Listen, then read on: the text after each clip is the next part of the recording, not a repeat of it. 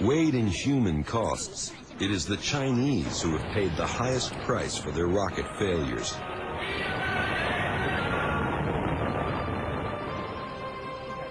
To compete for their share of the satellite business, the Chinese government developed the Long March, a 421,000-pound rocket standing 92 feet tall. The Chinese space program is entirely different than the U.S. program, the European program, even the Russian program.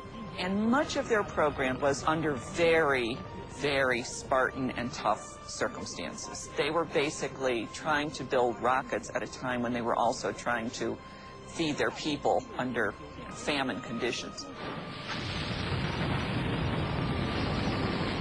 On January 26, 1995, this Long March 2 lifted off from its pad in rural China, with curious local villagers looking on in awe.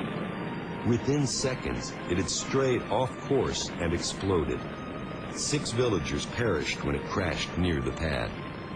But that was just a precursor to an even more tragic event 1 year later.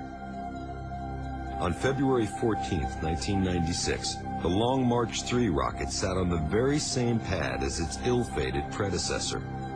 Immediately after liftoff, it was clear the rocket was not going to go where its makers wanted it to go.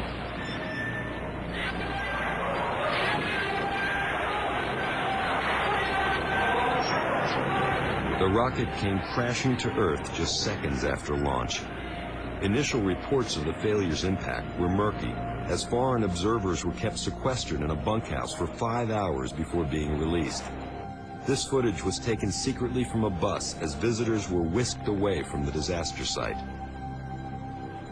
You see the soldiers standing there, but they had to then go out and do cleanup in a massive rural area. I think that explains why they needed this 5-hour time period to get it looking as good as it did, to then shuffle the foreign visitors through and get them out.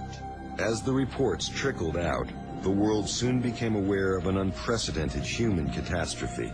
Observers estimate as many as 500 innocent people were killed in the accident.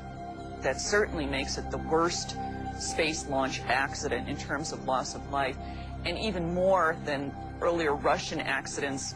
These were rural villagers. These were just people who happened to live in the area.